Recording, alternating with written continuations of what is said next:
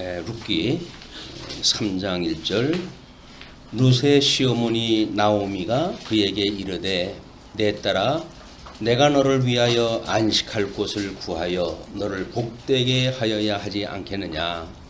내가 함께 하던 하녀들을 둔 보아스는 우리의 친족이 아니냐. 보라 그가 오늘 밤에 타작마당에서 보리를 까불리라. 그런즉 너는 목욕하고 기름을 바르고 의복을 입고 타작마당에 내려가서 그 사람이 먹고 마시기를 다 하기까지는 그에게 보이지 말고 그가 누울 때에 너는 그가 눕는 곳을 알았다가 들어가서 그의 발치 이불을 들고 거기 누우라. 그가 내 할 일을 내게 알게 하리라 하니 룻이 시어머니에게 이르되 어머니의 말씀대로 내가 다 행하리이다 하니라. 3장 내용은 4장까지 왕의 출생 과정이고 룻의 청혼의 문제가 3장에 소개가 되어지고 있습니다. 왕의 출생 과정이라고 하는 그 이야기는 이 왕의 출생은 우리 구약 전체 주제가 메시아 언약으로 되어져 있죠. 그래서 이 메시아 언약에 왕직이 포함되어져 있고 지금 사무엘서에 들어가게 되면 이 삼직에 대한 하나님께서 체계, 하나님 나라에 대한 이 메시아를 통한 나라의 체계를 확립하는 걸로 해가지고 사무엘서가 준비를 딱 하고 있습니다. 그렇기 때문에 그 가운데 하나인 왕직에 대한 것을 지금 출생을 준비하고 있는 거예요. 그런데 지금 나오미가 자기 며느리 룻에게 지금 우리 이제 추수가 이제 끝날 때가 됐으니까 이 추수가 끝날 때 너는 여지껏 일을 갖다 했던 그 집에 가가지고 안식할 그때를 내가 너한테 줘야 되겠다 그런 그 이야기를 해요. 그러면 나오미는 지금 우리 이런 왕의 출생을 준비하는 그런 과정에서 봤을 때 이것이 하나님의 나라라고 한다면 이것이 우리 주님의 몸된 교회가 되겠죠. 주님의 몸된 교회를 예표하는 인물이 룻이에요. 그럼 룻이라고 하는 거는 지금 이 주님의 몸된 교회의 남편이 어떠한 분인가에 대한 기독론적인 입장에서 지금 이렇게 소개가 돼야 되거든요. 그렇기 때문에 룻은 이제 우리 이민 가 있을 때 기온인가요? 우리 기온의 그 아내였었는데 기온이 이제 죽자 지금 솔로몬이 모시고 지금 이제 직접 이 가나안 땅으로 넘어왔단 말이에요. 가나안 땅 하나님의 약속한 가나안 땅에 들어왔는데 여기서 지금 그 나오미는 안식을 하기 위한 지금 보아스라고 하는 이 새로운 남편을 소유했다 하면서 여기서 내가 안식을 내가 누리게 하겠다 이제 그 이야기를 합니다. 안식이라고 하는 것은 우리 하나님의 나라 가나안 땅에서 하나님이 약속했던 그런 나라를 누리고 사는 것이 안식의 모습이겠죠. 그런데 이 남편이 과거에는 기온이라고 하는 남편인데 이 사람이 죽어버렸단 말이에요. 이분이 죽었고 보아스라고는 새로운 남편과의 관계를 통해 가지고 이 안식을 누리게 하겠다고 그러니까 우리 남편 되시는 예수 그리스도 이 분이 지금 뭘 보여주려고 이 이야기를 하느냐. 대부분의 성경학자들은 나오미가 지금 그 룻에게 가가지고 내가 너를 안식을 하게 할 테니까 이제 보아스의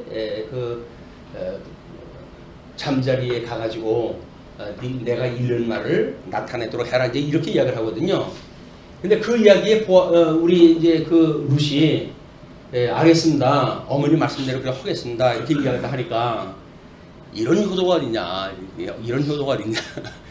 성경에서 효도 이야기 하려고 그러는 게 아니에요. 지금 물론 그때의 어떤 문화적으로 해가지고 그냥 그 시어머니의 말을 따르는 막 그런 것이 윤리라고 하는 측면이 배제되어 있는 건 아니지만 그것이 목적은 아니란 말이에요. 근데 이거를 우리는 이제 룻기의 어떤 특징을 효라고 하는 데다가 방점을 찍다가 보니까 나오미가 하는 일마다 예뻐요.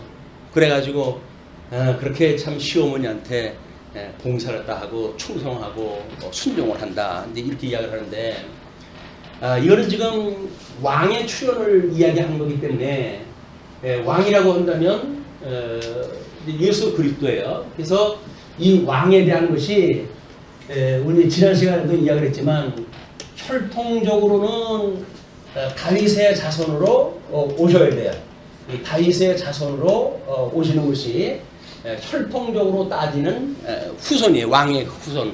그러나 성결의 영으로는 죽었다가 부활을 함으로 하나님의 아들로 인정함을 받는 것, 이것이 그리스도예요. 그러니까 이 혈통적인 것과 성결의 영이라고 하는 두 개의 측면이 예수 그리스도의 기독론의 아주 중심입니다. 기독론, 예수 그리스도의 이론에 대한 중심이 뭐냐면 양성에 대한 문제, 양성. 그 양성을 우리가 요한복음의 품위를 놓고 봤을 때 이거를 인성, 그 다음에 신성, 이 두 개를 가지고 계신 분이 그리스도다 이렇게 확인했단 말이에요. 그러니까는 왕을 준비한다라고 했을 때 그냥 혈통적으로 다윗의 자손을 하나님이 만드시는 단순한 생물학적 관계가 아닙니다. 생물학적 관계가 아니라 양성을 이루시는 그리스도를 예표하는 신학적 문제예요, 이게. 근데 이런 신학적 문제로 접근을 하지 않게 되면 우리는 그냥 혈통적으로 인간의 일반적 문화, 역사, 그걸 통해서 이루어졌다는 이야기거든요. 이걸로만 하더라도 우리는 하나님께서 왕을 이렇게 준비하시니 다윗의 혈통 중에 이와 같이 보아스를 통해 가지고 하나님 대를 이어가는구나 라는 걸 이야기를 할 수는 있어요. 물론 그것이 배제되어지는 문제는 아니에요. 혈통적인 문제가 있는가 하면 양성이라고 한다면 성결의 영에 대한 이런 신학적인 하나님께서 이미 언약의 중심에 이 기독론적인 양성의 문제가 이게 언급되어지고 있다. 이건 단순한 효의 문제라든가 또는 혈통적 다윗의 자손이라든가 하는 쪽에만 묶이게 되면 이 룻기를 통해 가지고 하나님께서 예표하는 그리스도, 그걸 우리 다 볼 수가 없는 거예요. 우리는 다윗은 물론 예수 그리스도죠. 예수 그리스도이기 때문에 우리는 룻기를 통해 가지고 주님께서는 이미 예수 그들 준비하셨고 준비하신 대로 예수님을 보내주셨다. 언약대로 이루어졌다. 라고는 형식 논리는 충족될 수가 있어요. 그런데 그걸 가지고는 예수 그리스도의 양성에 대한 게 소개가 안 되어지기 때문에 룻기에서는 왕의 출생을 준비하는, 특별히 삼직을 통해 가지고 하나님 나라 체계를 위한 왕의 그런 자손을 하나님께 준비를 또 하신다고 한다면 거기에는 더 중요한 신학적 문제가 있다. 이것이 다른 데서는 언급되지 않는 그 부분이지만 우리가 과거에도 룻기를 갖다 한번 지나갔잖아요. 그때는 저도 아마 이 다윗의 자손의 어떤 그런 쪽에 방점을 찍어서 소개가 된 것 같아요. 이번에 좀 더 신학적인 그런 의미를 부여하다 보니까 이건 양성의 문제가 다 언급이 돼야 되겠다 이런 생각이 들어가지고 지금 1장서부터 3장에 이르기까지 끊임없이 이 품위에 대한 이야기를 딱 하고 있습니다.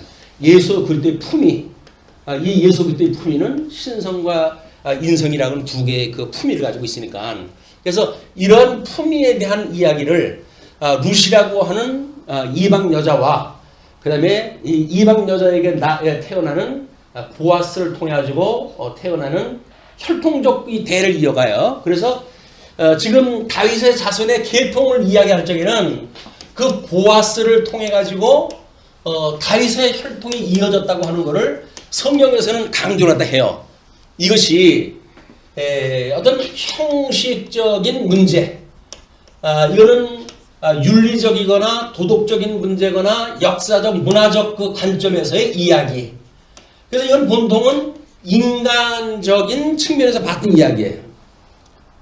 그런데 이것이 성결의 영으로 죽었던 자에서 부활했다라고 하는 그런 그 이야기는 전 남편이 죽었던 그 위를 지금 이 나오미가 보아스를 얻어가지고 안식을 얻게 하겠다는 거 아닙니까? 그 이야기는 룻이 기온에게서 나지 아니한 아들을 얻게 되어지는 새로운 측면이 그게. 그 측면을 봐야 우리는 이 두 가지 품위를 다 보게 되어지는 겁니다. 우리 지금 룻기에서 소개하는 것이 단순히 생물학적 다윗의 자손을 이야기한 것만이 아니라 이것이 신학적인 의미로 해가지고 죽었던 이 기온이라고 하는 아들이 재혼을 함으로 해가지고 이 대를 이어서 결국은 룻이 나오미에게 아들을 안겨주는 걸로 소개가 됐잖아요. 그 이야기는 뭡니까? 기혼을 통해 가지고 아들을 안겨줬다는 이야기예요. 그러나 성경에서 끝자락에서 이야기하는 건 뭡니까? 다윗의 자손에 대한 계통을 소개를 하고 있거든요. 그 두 가지가 다 언급되어지고 있는데 그걸 우리가 예수 그리스도의 양성이라고 하는 입장에서 보고 있는가, 아니면 한전 측면만 보고 있는가라고 하는 이건 어쩔 수 없이 우리가 선택을 해야 될 문제예요. 하나님께서 에덴 동산에서 아담이 범죄했을 때 나무 잎으로 해가지고 부끄러움을 가려요. 그런데 이 나무 잎을 가리는 그런 형식적인 절차, 하나님께서 이걸 원치는 않으십니다. 그리고 가죽옷을 통해 가지고 이 부끄러움을 가리는 하나님의 사역이 시작이 되어져요. 그래서 이것이 만약에 형식적이고 문화적인 일이라고 한다면 이건 신학적인 이야기예요. 이건 신학적이고 예수 그리스도를 통해 가지고 우리가 죄 사함을 받는 이 속죄 사역에 대한 이런 의미가 포함되어져 있는 거기 때문에 우리 죽었다가 부활했던 기혼으로부터 출생되어진 아들, 그것이 계대 결혼이라고 하는 걸 통해 가지고 지금 이루어지는 거예요. 계대라고 하는 것은 대를 잇는다는 거 아닙니까? 그럼 대를 잇는 거면 누구 대를 잇는 거예요, 이게? 엘리멜렉의 그 자손인 기온의 대를 이어가지고 지금 결혼을 하는 거예요. 근데 성경에서 지금 설명되어진 건 뭐가 나와요? 이 보아스를 통해가지고 다윗의 지금 조상이 태어났다고 하는 그것만 기록을 하고 있거든요. 근데 그거는 지금 혈통적인 이야기고, 죽었던 자가 다시 부활을 갖다 하듯이 대를 이어서 자기의 후손을 자기 부모에게 안겨주는 일, 이것이야말로 이 신성에 대한 설명이었다. 이거는 숨겨져 있어요. 그냥 나오미에게 아들을 안겨드렸더라 라는 걸로 해가지고만 소개가 되어져 있기 때문에 신학적 의미를 우리가 놓치기가 싫습니다. 그러나 우리 룻기를 좀 더 그냥 이런 어떤 옛날 이야기식으로만 이해를 하지 말고, 이것이 오실 메시아에 대한 예표적인 사건이라고 하는데 관심을 가지고 우리가 예수님이 구약 성경에서는 무엇이라고 보여주었는가라는 걸 봐야 룻기를 통해서 우리는 예수부터의 진수를 발견하게 되는 거예요. 신성과 인성이라고 하는 진수를 발견하게 되어진다. 이것이 우리가 이제 교회신학과 그다음에 주경신학을 묶어내가지고 얻게 되어지는 통속 성경 개론에서의 의미 부여예요. 물론 예수 그리스도가 다윗의 자손으로 오셔가지고 예수 그리스도를 증명하는 일, 이걸로 충분해요. 충분하지만 그거는 이렇게 표피적으로 보여주는 내용이고, 신학적인 의미를 우리가 살피려고 한다면 그냥 나무 잎으로 해서 자기 부끄러움을 가리는가, 아니면 가죽옷을 해 입히는 하나님으로부터 말미암는 일인가, 인간으로부터 말미암는 일인가 라고 하는 중요한 차이가 이게 생기는 거예요. 그러면 형식적이고 문화적인 이야기는 인간 중심으로의 이 해석이거든요. 혈통적으로 생물학적으로 뭐 그렇게 해가지고 아들을 낳았다. 그래서 4장에 이야기하듯이 다윗의 조상이 보아스로부터 연결이 되어지는 그런 걸 설명을 한단 말이에요. 그걸로 우리는 성경을 다 보는 것이 아니라 성경은 이 두 가지가 필히 나와요. 그래서 뭐 인문학자들이 본다고 한다면 이걸 중심으로 볼 수밖에 없어요. 이제 이 인문학자들이 보는 거는. 근데 성경 신학적으로 접근이 되어졌을 때 비로소 하나님이 하시는 일은 뭔데? 라고 하는 질문에 우리가 답을 얻게 되어지는 겁니다. 그래서 구약 성경이 단순한 옛날 얘기가 아니라 아주 고도의 숨겨져 있는 이야기 형식을 통해 가지고 그리스도를 소개하는 이런 신학서적이었다. 이걸 우리가 새로운 각도로 이제 우리 룻기를 갖다 봐야 될 이유라고 보여집니다. 물론 그 마태복음에 네 명의 여자를 통해 가지고 예수님의 계보를 갖다 잇는 것이 소개가 되잖아요. 그 중에도 특별히 그 마리아를 통해 가지고 태어날 때도 마찬가지죠. 마리아를 통해서 태어날 때 혈통적으로는 요셉의 아들로 오셔요, 예수님이. 근데 요셉의 아들이 아니라 성령으로 잉태돼 가지고 아들 낳는 거 아닙니까? 신성과 인성이라고 하는 두 개가 다 소개가 돼야 돼요. 단순히 이걸 생물학적으로 이야기했다 해가지고 처녀가 아기를 낳았다 라는 걸 가지고 신학적 의미를 갖다 부여하게 되면 그 처녀라고 하는데 방점이 지켜지고, 그러다 보게 되면 처녀의 뭐 순결론 뭐 이런 걸로 해가지고 성모 마리아론까지 나오게 되어지고 성모 마리아의 대성론까지 나오게 돼요. 그분이 우리 죄를 사하시는 성모가 되어진다는 이야기거든요. 우리가 잘못 신학에 출발했다 하게 되면 그 출발의 결과는 점점 크게 왜곡되어지는 대로 열매가 맺게 되어진다. 매우 중요한 일입니다. 우리가 그런 걸 방점을 제대로 찍어내야 마리아가 그 요셉의 몸에서 태어났다는 이야기는 이런 것이 성취되어지는 거예요. 이게 그대로 성취가 되어지는 거다. 성령으로 잉태가 되어졌고 또는 혈육적으로 해가지고는 우리 마리아 몸에서 태어나죠. 그러나 우리 천사가 이야기한 대로 우리 성령을 통해 가지고 예수부터 출생되어지는 이런 그 문제는 이미 룻기에서 우리가 그걸 발견할 수가 있는 거예요. 그래서 이제 이번 주 다음 주면 룻기도 끝나고 그리고 요한계시록 다 끝나요. 요한계시록의 대장정이 끝이 나네요. 설렘과 두려움과 여러 가지 그런 심리적인 상태에서 제가 준비를 했다 했는데, 두려움이라고 하는 그 이야기는 하나님의 말씀한 것을 지나갈까봐 그걸로 해서 상당히 염려를 했다 했어요. 성경이 말하는 선까지 가야 되는데 이상한 논리를 끼워 맞추기 위해 가지고 이상한 대로 가면 안 되니까, 그리고 성경 해석적 원리가 뭐냐라고 하는데 충실히 하자고 보니까 그때 당시에 계시로 이해를 다 하고, 그래서 계시론, 성경에서 말하고 있는 계시론이라고 하는 게 뭐냐라고 하는 원리에 충직하게 그걸 따라갔고, 그리고 그때 당시 이후의 거는 전부 계시로에서의 완성으로 끝을 맺는 겁니다. 오늘 공부했던 21장의 하나님 나라에 대한 것도 이미 그는 계시로 보여준 세계예요. 그게 언제 이루어져야 요한계시록 끝이 난다고요? 그건 아니다. 그럼 재림까지 가면 될까요? 재림도 아닐 거다. 그러면 20세기 근대사까지 가야 될까요? 이게 아니면 근대사도 안 되는 거 아니에요. 근대사가 안 되면 우리 중세 초대교회 사건도 요한계시록에 있는 게 아닌 거예요.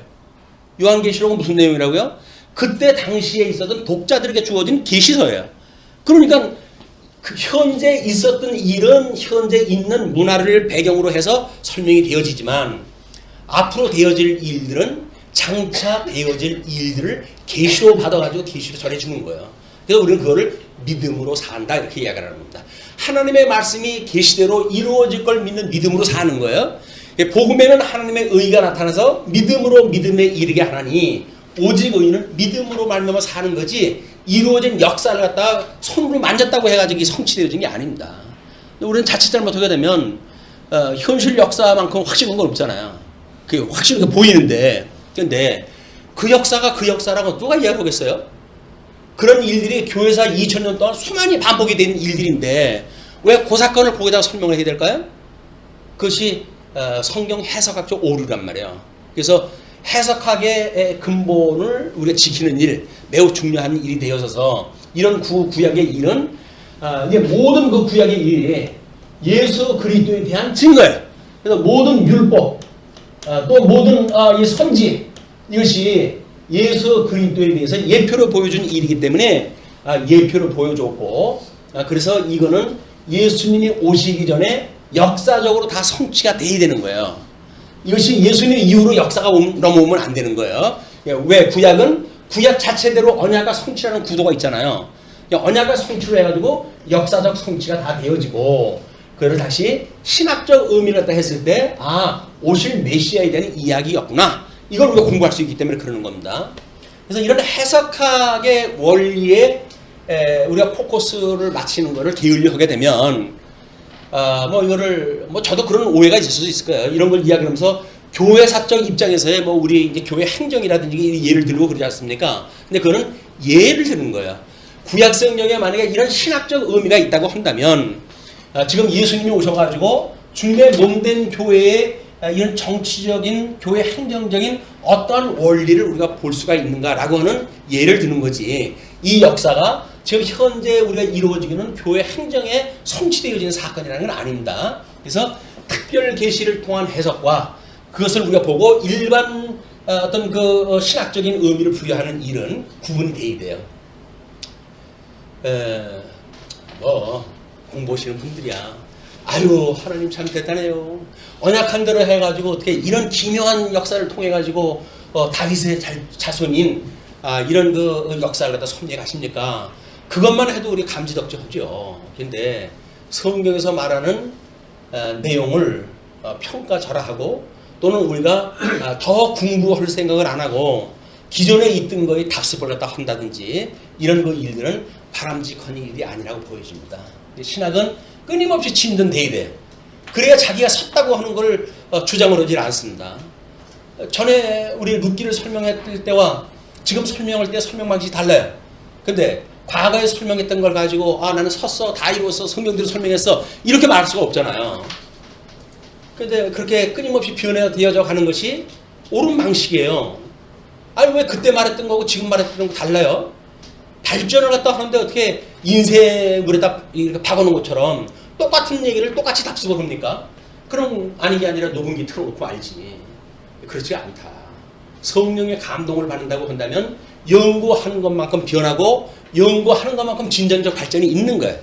그렇기 때문에 목사님 전에 그렇게 말씀 안 했는데요 라고 하는 그런 이야기는 왜지? 라고 하는 문제를 가지고 계셔야 이제 제가 설명하는 방식에 대해서 그랬구나 라고 하는 도움이 공감 이걸 우리가 얻어낼 수가 있다고 보여져요. 그러니까 그렇지 않으면 뻔히 나 다 아는 건데 뭐 이렇게 끝나고 아니까 그럼 전 다 아는 얘기를 다 해드려야 돼요. 다 아는 얘기를 다 하는 것이 중요한 것이 아닙니다. 더 우리가 깨달은 바가 무엇인지 그 의미가 무엇인지 그 진전적 발전에 대한 걸 우리가 깨닫지 못하게 되면 뭐 들은 걸 또 뭘 들어요 그냥. 우리 어떤 성경 공부 내지는 하나님 앞에 드리는 예배가 의식주의 뭐 예를 들어서 천주교에서 뭐 향을 뿌리고 뭐 어떤 기름을 뿌리고 이런 그 일들은 어떤 사제나 똑같은 그 서식에 의해서 진행을 해요. 그러니까 그 천주교는 어떤 지교의 담임 목사가 상주하면서 그 말씀을 가르친다든지 그러지 않아도 돼요. 왜? 예식서에 의해서 그거대로만 하면 되니까. 거기서 어떤 성경 내용을 중심으로 해가지고 뭐 진전적 발전이 되어진다든가 개혁적 의미가 부여된다든가 그게 없잖아요. 그 사람들 먹으면 편한 거 없어요. 그냥 그 써져 있는 순서대로 그냥 하면 되니까. 물론 그 삶 자체가 힘들지요. 결혼도 않고 그리고 살아가야 되니까. 그게 보통 문제는 아니에요. 어려운 문제는 아니에요. 그러나 신학적인 의미로 해가지고는 이미 고정되어져 있는 걸 답습하고 있는 거다. 율법주의에서 말하는 것처럼 율법이 말하는 거에 답습해가지고 저 요렇게 하라고 그랬으니까 요렇게 하면 돼 라고 해가지고 한 발자국 더 이상 나갈 수 없는 이것이 우리 교회 행정도 마찬가지죠. 만약에 정관에 그것이 기록되어져 있기 때문에 이건 이렇게 되어져 있습니다. 그래가지고 우리는 더 나갈 수가 없어요 라고 말하면 안 되는 거죠. 우리가 개혁 이 형식이라고 하는 건 끊임없이 개혁이 돼야 되고 진리의 내용은 보수가 돼야 되는 건데 그거는 정관을 바꾸면 되는 거 아니에요. 그럼 정관을 보는 분들이 이런 문제는 이거 우리가 실질적인 행정을 하다 보니까 이런 아쉬움이 있네 라고 이야기를 하게 되면 흔히 아니 올라와야 되는 거예요. 그걸 특정한 사람만 뭐 그 경우가 당하는 건 아니에요. 다 우리 그 정관 안에서 교회 행정을 펴가는 사람들한테는 누구한테나 이 불편한 것이 있을 거란 말이에요. 그럼 불편한 거를 개정해가는 것이 정관을 개정하고 우리 몸에 맞는 정관으로 만들어가는 일인데 이왕 됐으니까 그러니까 붙박이로 해가지고 끝내자라고 하는 그 이야기는 스스로 우리가 섰다라고 하는 오류에 빠질 수 있는 신학적 배경이에요. 그게 완전한 거 없습니다. 교회 행정 완전한 거 없어요. 끊임없이 개혁이 돼야 되는 거예요. 근데 우리는 왜 내가 여기서 해왔는데 나 그렇게 왜 그게 문제야? 라고 이야기를 하게 되면 믿음의 선배들이 어떻게 살아왔는 거에 대한 관심도 없고 뭐 내 때 그냥 내가 알아서 하면 되지 뭐 라고 해가지고 뿌리 없는 자손들처럼 그냥 그렇게 행정을 해가는 거예요. 그러나 믿음의 선배들은 어떻게 해왔지? 왜 그런 행정을 펴왔지? 그런 거에는 신학적인 어떤 의미가 있지? 라고 하는 것이 실질적인 우리 익힘의 장이 되는 것, 이것이 배운 공부와 익힌 공부에 일치되어지는 모습들이에요. 그렇기 때문에 우리 이런 신학에 대한 문제 또는 학문에 대한 문제도 끊임없이 문제의식을 가지고 봐야 될 이유가 있다. 특별히 사무엘서 가게 되면 그렇게 성경 본 사람은 없어요. 또 이런 새 직임을 통해 가지고 어떤 나라를 체계로 세워 가시는가 라고 하는 걸 언급한 데가 없어요. 그런데 우리는 어차피 마태복음에 가게 되면 예수 그때 직임을 통해 가지고 증거를 하지 않습니까? 예수님의 직임은 이 새 직임을 통해서 예수가 그리스도야 라는 걸 증거를 한다고 하면 구약 성경에 뭔가 의와 나라로 오셨으니까 이 나라로 오셨던 이 구약 성경에서 그런 체제라고 하는 그것이 아주 없지 않을 거예요. 그거를 이제 밝혀낸 것이 우리 개론의 조금 색다른 그런 내용들입니다. 그래서 그냥 내용 중심의 주제가 달린 것이 아니라 조금은 신학적 의미가 있는 제목을 달아놨기 때문에 성경이 말하지 않는 데를 왜 갑니까? 라고 하는 이의 제기할 수가 있어요. 그러나 성경이 말하는 것은 이런 형식을 통해서 말하는 것 안에 의미를 품고 있기 때문에 그냥 형식만 보는 거 아니라 형식 안에 감춰져 있는 의미를 보는 것, 이것이 가지고 사건을 깨닫는 하나님의 의의를 깨닫게 되어지는 우리 복음을 만나는 일이란 말이에요. 다른 거는 그냥 문화를 만나는 거, 역사를 만나는 일이에요. 이때나 지금이나 그냥 뭐 그렇게 가지고 재혼을 다 했구나, 단순한 논리가 아니라 거기는 신학적인 의미가 있기 때문에 그렇습니다. 자, 그러면 일단 안식할 곳을 구하여 너를 복되게 하여야 하지 않겠느냐. 그럼 이 안식이라고 하는 것이 우리 십계명에서는 넷째 계명으로 주어진 거 아닙니까? 넷째 계명으로 주어진 건 뭡니까? 삼위일체 하나님과 관계가 회복되어졌을 때 누리는 것이 안식이에요. 그게 넷째 계명이에요. 삼위일체 하나님에 대한 첫째 계명, 둘째 계명, 셋째 계명, 우리 성부 하나님과 성자 하나님과 성령 하나님에 대한 걸 어떻게 경배해야 될 것인가를 소개를 했다 하고, 넷째 계명을 주는데 안식일을 거룩히 지키라라고 나옵니다. 그 안식일을 지키는 일은 그래서 나중에 이 다섯째 계명서부터 10가지 계명, 이것이 이제 우리 대인 계명이라고 이렇게 이야기를 하지 않습니까? 이 대인 계명을 통해 가지고 대신 계명과 연결되어지는 것이 안식이에요. 이게 회복이 되어지는 것이 안식을 누리는 거란 말이에요. 그러면 지금 여기서 이 안식이라고 하는 의미는 뭘까요? 우리 생육하고 번성해야 하나님의 언약대로 이루어가는 거 아닙니까? 근데 남편이 죽어가지고 지금 배를 이어갈 수가 없어요. 그럼 생육하고 번성하라고 하는 하나님의 언약이 그쳐져 있는 상태예요. 그 사람은 신앙적으로 안식을 할 수가 없는 상태입니다.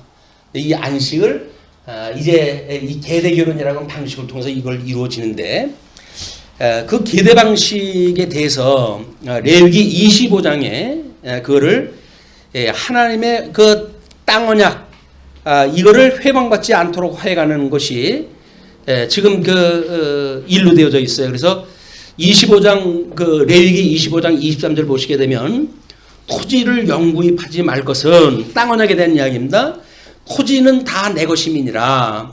너희는 거류민이요 동거하는 자로서 나와 함께 있느니라. 너희 기업의 온 땅에서 그 토지 무르기를 허락할지니, 그런 무르는 일에 빚을 졌을 때 그걸 물을 수 있는 방법을 주시는데, 만일 내 형제가 가난하여 그의 기업 중에서 얼마를 팔았으면 그에게 가까운 기업 물을 자가 와서 그의 형제가 판 것을 물을 것이요. 이 사람들은 다 팔아가지고 지금 이민 갔다 온 거 아니에요. 그래서 그 팔았을 때 아주 영구히 매매가 안 되니까 70년이면 70년 담보를 갖다 해가지고 이제 판매가 되어진 거니까, 그렇게 했을 때 그 형제가 판 것을 물을 것이요. 값을 대신 갚아주고 물러라 그 얘기예요. 만일 그것이 물을 사람이 없고 자기가 부유하게 되어 물을 힘이 있으면 그 판해를 계수하여 그 남은 값을 산 자에게 주고 자기의 소유지로 돌릴 것이니라. 그러나 자기가 물을 힘이 없으면 그 판 것이 희년에 이르기까지 산 자의 손에 있다가 희년에 이르러 돌아올지니 그것이 곧 그의 기업으로 돌아갈 것이니라. 그러니까 이 대를 이어가지고 물을 자가 만약에 있으면 대신 갚아주면 되는 거 아니겠어요? 근데 그것이 없으면 70년에 가야 안식을 누리는데 70년 다 가가지고 안식을 누리게 되어지는 거야. 이런 자식을 계대 결혼을 통해 가지고 아들을 얻고 그래서 안식을 누리는 것이 아니라 그냥 시간을 70년 다 보내고 그리고 이 안식을 누리는 것이 그냥 전통적인 방법이란 말이에요. 근데 하나님께서는 어떤 아주 강력한 신적 섭리를 갖다 통해 가지고 이 계대 결혼을 통해 가지고 직접 안식을 누리게 하시는 섭리를 갖다 해 가신다. 자, 이제 그렇게 하고 6절서부터의 이야기는요. 7절까지 룻이 나오미의 지시를 따르는 것이 소개가 되어집니다. 그가 타작마당으로 내려가서 이제 이렇게 전제를 갖다 하고 그 다음에 성경을 읽어 나가게 되면 그동안 우리가 정통적으로 읽었던 방법대로는 이해가 안 돼요. 아, 그건 그 이상이다. 뭐 이런 그 의미가 보이기 시작한단 말이에요. 근데 그 이상은 설명이 필요가 없어요. 이미 전제가 됐기 때문에. 그 이야기가 6절, 7절 이야기예요. 그가 타작마당으로 내려가서 시어머니의 명령대로 다 하니라. 시어머니의 명령은 누구의 명령입니까? 이런 맥락으로 봤을 적에는 하나님의 뜻을 이루시기 위한 하나님의 뜻이에요.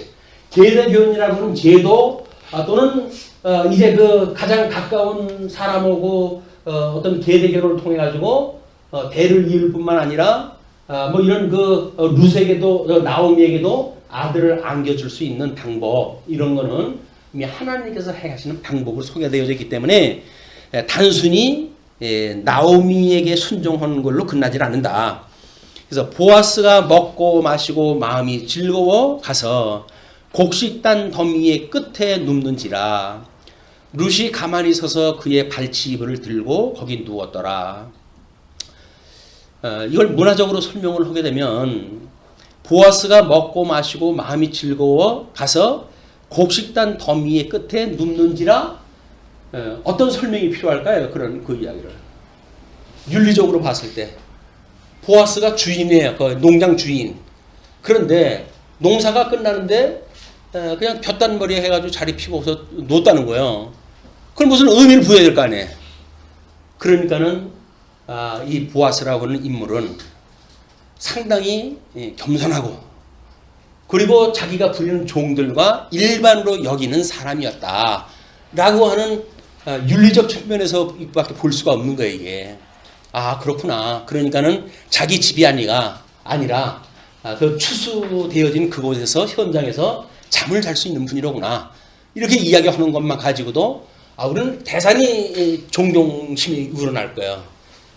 이렇게 살아야 되는 건데 네, 그런 삶의 모범을 보이는 것이 아니라 지금 이 룻이 그 남자를 만나가지고 어떻게 계대 결혼을 이룰 수 있는 방법을 해가는 최적의 방법을 하나님께 주신 거예요. 그게 그냥 하나님의 은혜를 우리는 여기서 만나질 못하고 인간의 그런 겸허한 겸손 자세 이런 걸 보게 되어지니까 우리는 이 룻기가 5월달에 어버이날 중심으로 설명되어지는 효도 중심의 책으로 전락되어지고 마는 겁니다. 그런 게 아니다. 놀라운 복음서의 이야기고 그리고 이 신학적인 의미가 담겨져 있는 일이다. 8절서부터 13절까지 보시게 되면 룻의 결혼 신청이 이제 본격적으로 시작이 돼요. 밤중에 그가 놀라 몸을 돌이켜 본즉 한 여인이 자기 발치에 누워 있는지라. 기절할 노릇 아니겠어요? 아무것도 없는 줄 알고 자리에 누웠는데 자다가 뭔가 이 발치에 이상한 감 있는 걸 보니까 뭔가 이 충돌이 있었든지 그래서 그가 놀라가지고 몸을 돌이켜 봤다고 그렇게 이야기한 걸로 봐서는 예기치 못했던 일이 벌어진 거예요. 그렇게 누웠는지라 이르되 내가 누구냐 하니 대답하되 나는 당신의 여종 룻이오니 당신의 옷자락을 펴 당신의 여종을 덮으소서. 이는 당신이 기업을 물을 자가 됨이니이다 하니. 그래서 옷자락을 덮는 거에 방점을 씌운 것이 아니라 당신이 나를 이 대를 이어갈 기업을 물을 자입니다. 그 이야기거든요. 그렇기 때문에 지금 보아스한테 이 이야기를 하는 거예요. 그 이야기를 다 하니까 이제 그 무슨 얘기인지 알죠. 그를 또 아마 룻의 그동안에 자기 시모에 대한 이야기, 뭐 자세 이런 걸 보고 참 상당히 충직한 이런 그 여종이다라는 그런 그 생각을 가지고 있는 사람이니까 아마 잘 알을 거예요. 그래서 이제 그 10절에 그가 이르되 내 딸아 여호와께서 내게 복 주시기를 원하노라. 그래서 신학적인 의미죠. 복을 준다는 게 뭐예요? 안식에 거하게 되어지는 거예요. 하나님의 이런 이런 혈통적으로는 다윗의 자손으로 오셨고 성결의 영으로는 죽었다가 부활하심으로 하나님의 아들이라 인정함을 받았느니라. 나후에는 그런 그리스도에 의한 복음에 의해 가지고 우리가 예수님을 만나는 거 아닙니까 이게? 이 로마서에 이제 그런 그 이야기인데 로마서 하나님의 의를 이야기할 때 이 이야기를 하거든요. 그럼 하나님의 의를 지금 이 룻이 만난다고 하는 그 이야기는 뭐예요? 바로 예수 그리스도를 만나는 일이기 때문에 보아스는 지금 그 룻에게 복이 있었으면 좋겠다. 복을 받아라. 이 복은 언제 복이에요? 물론 아브라함 열조에게 주었던 그 복이에요. 그럼 더 거슬러 올라가게 되면 노아에게 줬던 복이에요. 더 거슬러 올라가게 되면 아담에게 주었던 복이거든요. 그 생육하고 번성하라고 하는 그것이 이루어지는 것이 복이에요. 그럼 복을 주은 대로 복이 이루어지는 거니까 그 복이 이루어진다는 이야기는 다 저주받아가지고 저주 가운데 있었는데 특별히 예수 그리스도로 인하여 대속을 입은 사람들만 안식에 거할 수 있게 되어지는 거 아니에요. 이게 복음이에요. 그러니까 너에게 여호와의 언약대로 이루신 그 하나님께서 내게 복 주시기를 원하노라 이렇게 이야기하는 것은 바로 이 복음을 지금 증거를 한 거다. 내가 가난하건 부하건 젊은 자를 따르지 아니하였으니 내가 베푼 인애가 처음보다 나중이 더하도다. 뭐 남편을 잃고 귀국을 할 때야 뭐 경황이 없으니까 어떤 생각을 하고 왔는지는 모르죠. 그럼 와가지고 지금 보아스의 집에서 농사일을 돕고 이삭을 줍고 시모를 공양하고 하는 자세로 봤을 때 어떤 결혼이라든지 이런 거를 원해가지고 일을 제기하지 않은 거를 보아스는 안 거예요.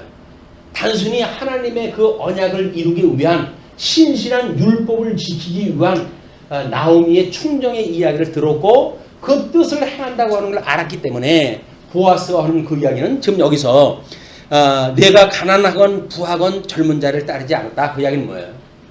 지금 보아스는 나이가 있는 사람이에요.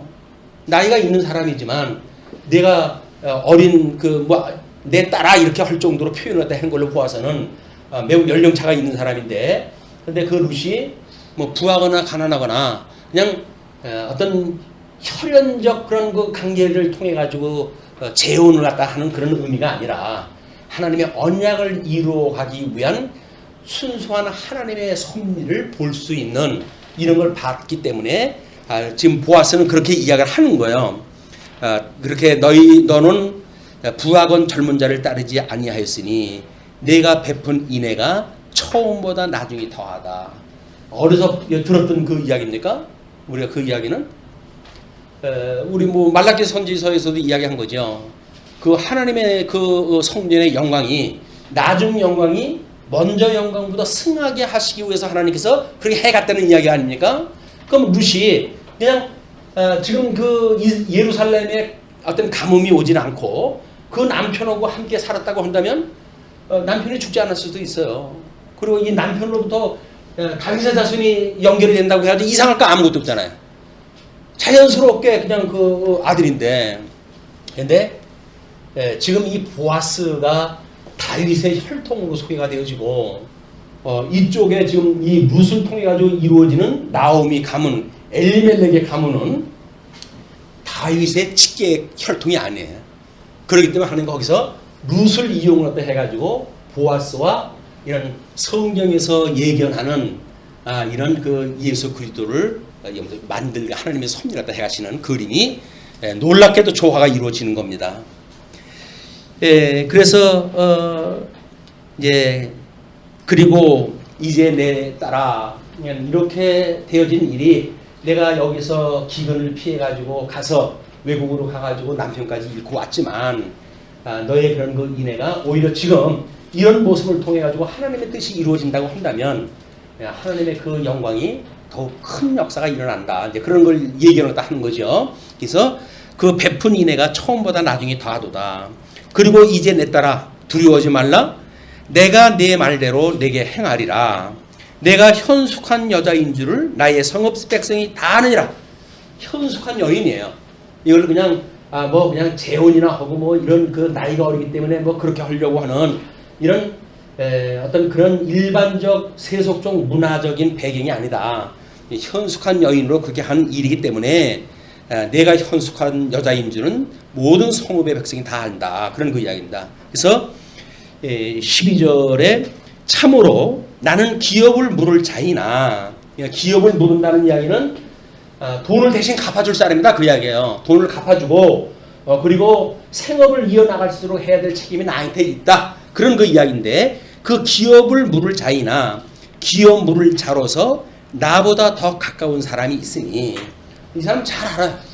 예루살렘 뭐 같은 그 지역에 살기 때문에 엘리멜렉의 그 가문에 보아스인 자신보다 더 가까운 친족이 있다고 그런 걸 아는 거예요. 그렇기 때문에 그 사람한테 묻지 않고 하게 되면 이게 불법 아닙니까? 그러니까 나보다 더 가까운 사람이 있으니 이 밤에 여기서 머무르라. 아침에 그가 기업 물을 자의 책임을 내게 이행하려 하면 좋으나 그가 그 기업 물을 자의 책임을 행할 것이니라.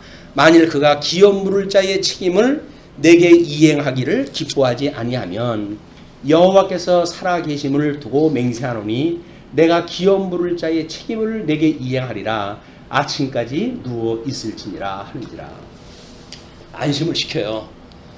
내가 너의 그런 어떤 청혼을 그냥 거절하는 것이 아니라 이렇게 니네 어머니 시어머니가 율법적인 원리에 의해서 너를 이렇게 보낸 것 같은데 그 원리에 의할 것 같으면 더 가까운 이웃이 있기 때문에 그 사람이 너를 위해 가지고 그 기업을 물어야 되는데 이제 내가 지금 거절한다고 해서 아주 거절하는 것이 아니라 가까운 사람이 너의 물을 권리를 만약 다하지 않으면 내가 그 일을 다 할 거야. 그러나 그 사람한테 기업 물을 걸 내가 요구를 갖다 해야 되니 그때까지 기다려라. 그런 그 이야기입니다. 그래서 더 가까운 사람이 있으니 여기 머물러라. 그 이야기죠. 그리고 이 밤에 여기서 머무르라. 아침에 그가 기업 물을 자의 책임을 내게 이행하려 하면 좋으니 그가 그 기업 물을 자의 책임을 행할 것이니라. 13절까지는 우리 아까 본문 읽었던 겁니다. 그러면 14절에요. 14절에서 18절까지가 선물을 받고 돌아온 룻에 대한 게 소개가 되어집니다. 룻이 새벽까지 그의 발치에 누웠다가 사람이 서로 알아보기 어려울 때에 일어났으니 보아스가 말하기를 여인이 타작마당에 들어온 것을 사람이 알지 못하여야 할 것이라 하였습니다. 그냥 이렇게 하나님의 뜻을 위해서 진행을 했는데 이것이 만약에 어떤 불륜으로 보여지는 것이 옳지 않잖아요. 그냥 그런 거를 경계해가지고 새벽까지는 그냥 여기 머물러라. 그렇게 해가지고 해 뜨기 전에 다른 사람들이 보이기 전에 시어머니한테 가도록 이렇게 조치를 하다 취하는 거죠. 그러므로 보아스가 이르되 내 겉옷을 가져다가 이 겉옷이라고 하는 것도 우리가 이제 물론 이 가죽옷에 대한 그런 의미도 포함되어진 거죠. 우리가 어떤 옷을 입고 있느냐, 속옷은 무엇이고 겉옷은 무엇인가라고 하는 이런 의상 문화, 구약 성경에서 말하고 있는 의상 문화가 단순한 그냥 우리들이 보는 일반 문화하고 다릅니다. 거기는 복음적인 의미가 있기 때문에 이 나무니까 가죽옷의 사건이 끊임없이 거기에 내재가 되어져 있는 거예요. 그래서 그거를 좀 보여주는 그림이기도 하다. 그러면서 그 가져다가 그것을 펴서 잡으라 하매 그것을 펴서 잡으니 보리를 6번 되어 룻에게 지어주고 성읍으로 들어가니라. 6번이라고 하는 그런 그 이야기는 뭐 인간적인 방법으로 해가지고 최고의 방법이에요. 7이라고 하는 하나님께 주시는 방법이 아니라 인간적으로 이 안식을 누릴 수 있는 그를 예언을 갖다 했거나 또는 약속을 했거나 또는 그에 준하는 그때 전까지는 어차피 자기가 그 시험려고 먹고 살 수 있게끔 해주는 그런 일이기 때문에 안식을 누리게 하는 일이기 때문에 그 루세에게 6대를 갖다 대줘요. 6대. 이왕 좀 쓰는 김에 한 대 더 줘가지고 1급 좀 숫자 채우지. 그게 중요한 거 아니에요? 인간적인 방법으로 완전한 그런 수를 갖다 이미 준 거야. 이제 그건 인간이 할 수 있는 최고의 그런 이해를 갖다 갖춘 겁니다. 그러면서 루시 시어머니에게 가니 그가 이르되 내 딸아 어떻게 되었느냐 하니 루시 그 사람이 자기에게 행한 것을 다 알리고 자초지종을 다 이야기를 해요. 그래 이야기를 하니까 이르되 그가 내게 이 보리를 6번 대어주며 이르기를 빈손으로 내 시어머니에게 가지 말라 하더이다 하니라. 그 빈손이라고 하는 그 이야기는 단순한 먹거리에 대한 이야기일까요? 예, 그것도 아닐 거예요. 왜냐하면 이미 기업을 물을 거라고 하는 그런 암시, 예의 어떤 예를 다 갖추는 그런 의미가 있이 그걸 줘버리지 않았을까. 그러니까는 빈손으로 내 시어머니에게 가지 말라 하더이다 라고까지 보고를 다 하는 거예요. 그렇게 하니까 이에 시어머니가 이르되 내 딸아 이 사건이 어떻게 될지 알기까지 앉아 있으라. 그 사람이 오늘 이 일을 성취하기 전에는 쉬지 아니하리라 하니라. 이미 나오미가 그냥 일반적인 자기 며느리한테 어떤 대를 잇는 일을 맡긴 일은 단순한 인간적인 발상에서 나온 것이 아니죠. 하나님의 섭리예요. 성령의 감동을 받고 나오미가 이런 보아스하고 계대 결혼이라고 하는 방식을 통해 가지고 안식을 누려서 이렇게 해가도록 하는 섭리였기 때문에 지금 그 루시 자기 시어머니한테 이야기를 하니까 넌 가만히 있어라. 이 보아스가 일이 끝나기 전까지는 전 지일같이 할 거야. 그 얘기예요. 우리 일 누가 한다고요? 주님이 다 하셔요. 언제까지? 주님 오시는 그날까지 완성될 때까지 열심히 하실 거예요. 그냥 온전한 예수 그들을 바라보고 살아가는 것이 성도들의 안식을 누리는 방식입니다. 이게 우리 주님이 이루시는 거야 라고 하는 걸 믿고 우리가 신앙생활 때 해야지. 내가 해야 되는데 힘이 모자라서 안 돼. 근데 하나님 이걸 주면 내가 할게요 라고 하는 인간적 방법을 동원하는 것이 아니라 그냥 하나님의 뜻이 있다고 한다면 우리는 예수 그리스도 온전케 하셔. 그냥 그분을 믿고 우리가 안식을 누리는 것. 이것이 주님의 몸된 교회 생활인 거예요. 편안하게 우리 주님 앞에서 편안하게 신앙생활 하는 것이 우리 주님이 원하시는 일이기도 합니다. 당신 안에 들어가게 되면 안식을 누리니까 그런 것이 아니라 세속적으로 세상의 어떤 그런 걸로 해가지고 아까 점심시간에도 잠시 우리 집사님 그런 이야기 했지만 전도에 대한 그런 거 일하다 하면서 헌분하고 이야기를 했대요. 우리 집사님이 무슨 믿음을 가지고 그렇게 이야기했는지 모르겠지만 우리는 교회가 큽니다. 이렇게 이야기했대요. 그랬더니 물어볼 거 아니에요? 크다 그러니까 몇 명이나 되는데요? 20명입니다. 20명인다 그랬대. 근데 그분이 아니 20명이 뭐가 만약에 우리가 하나님이 행하신 일로 말한다고 한다면 큰 교회죠. 큰 교회. 성경을 창세기부터 요한계시록까지 우리가 한눈으로 볼 수 있도록 진리 체계를 우리가 가지고 하나님을 믿는 교회는 많지 않습니다. 그런 의미로 보면 우리는 큰 교회예요. 그러나 이 사람들이 보게 되면 아니 20명 가지고 뭐가 크다는 거야? 말도 안 되는 소리 이렇게 이해가 나올 수밖에 없잖아요. 근데 우리가 이 신성과 인성을 인정한다는 이야기는 두 가지의 품위를 다 인정을 하는 거거든요. 그래서 이게 내재적 초월이라고 하는 세계관을 가지지 않으면 두 가지를 우리가 한꺼번에 해석이 안 되는 거예요. 내재적인 초월이라고 하는 이런 방법을 통해서야만 내재에 대한 현상을 현상대로 인정을 하고 초월되어진 하나님의 섭리를 우리가 인정을 하게 되어지는 거거든요. 초월된 하나님만을 믿게 되어진다고 해서 내재되어진 하나님에 대한 걸 우리가 부정한다든지 우리가 주어진 일을 게을리 한다든지 그런 게 아니잖아요. 하나님이 열심을 주시게 되면 열심히 하는 거죠. 여건이 안 되면 여건이 안 되니까 못하는 거죠. 그러나 하나님께서 우리한테 어떻게 하시는가 하는 하나님의 뜻을 우리가 보는 일이지 그것이 우리들한테 어떤 원리적인 방법으로 도입이 돼가지고 우리는 이쪽 거는 생각할 필요 없어. 또는 이쪽 거는 생각할 거 없어. 라고 말하는 것은 기껏 구약성경을 통해 가지고 이렇게 부활을 우리가 발견해냈잖아요. 룻기에서 양성이라고 하는 이런 의미를 발견했다 했는데 실질적인 삶 속에서는 한쪽으로 치우친 신앙생활을 하게 되어지니까 배우나 마나 아나 마나 이렇게 되어지는 거예요. 그러니까 이런 내재적인 초월 감각. 우리 중생인이라고 하는 건 뭡니까? 우리 영혼은 하나님의 구원을 받았고 구원을 받은 영혼인데 우리들의 육신은 여전히 이 시험에 들기 쉬운 육신 속에 우리 갇혀져 있단 말이에요.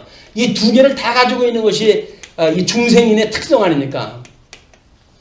그러면 우리는 우리 영혼 구원시켜 주신 분께서 우리 온전케 해가실 거야. 그러면 육신의 일 내 마음대로 해도 돼. 이걸 육체의 기회로 삼아도 문제가 없어. 라는 복음이 나올 수가 없어요. 그렇죠? 우리는 주님께서 주셨던 자유를 가지고 육체의 기회를 삼지 말라고 성경에서 경계를 다 하거든요. 근데 우리는 우리 구원받았는데 뭐 육체의 기회로 삼는다고 해서 뭐 문제야? 라고 말한다는 이야기는 이런 예수 그리스도의 양성에 대한 걸 공부한 거고 이렇게 접목이 되질 않는 거예요. 우리 신앙생활하고. 예수님하고 우리가 영접이 되어서 그분 안에 있다고 한다면 그분의 생각이 우리의 생각과 일치가 돼야 되는데 예수님의 생각하고 우리 생각이 따로 돌아가는 거예요. 이제 이게. 그걸 우리가 경계해야 될 문제다. 어떻게 예수님이 우리에게 주셨던 말씀이 일치가 되어지는가. 그래서 육체의 일들, 이런 일들은 모양이라도 버리려고 하는 마음을 가질 수 있을까. 이것이 우리 기도가 돼야 되는 거죠. 하나님의 싫어하는 일을 하면서 아무렇지도 않다고 한다면 화일 맞은 사람들도 아니고 성도인데 그렇다고 한다면 이건 하나님이 기뻐하시는 일이 아닌데 주님 제 이 육체의 기회로 삼는 것 이런 거 모양이라도 버릴 수 있게끔 주님께서 저를 붙들어 주세요. 그래서 은혜를 우리가 사모하고 그런 가운데 살아가는 것이 성화의 과정이다. 그래서 아름다운 성화의 과정을 통해 가지고 단장한 신부의 모습처럼 사시다가 우리 예수님 다시 오는 날 그때 우리 주님 맞이하러 다 같이 기름 낸 준비 잔뜩 가지고 예수님 맞이하러 가십시다. 기도하시죠.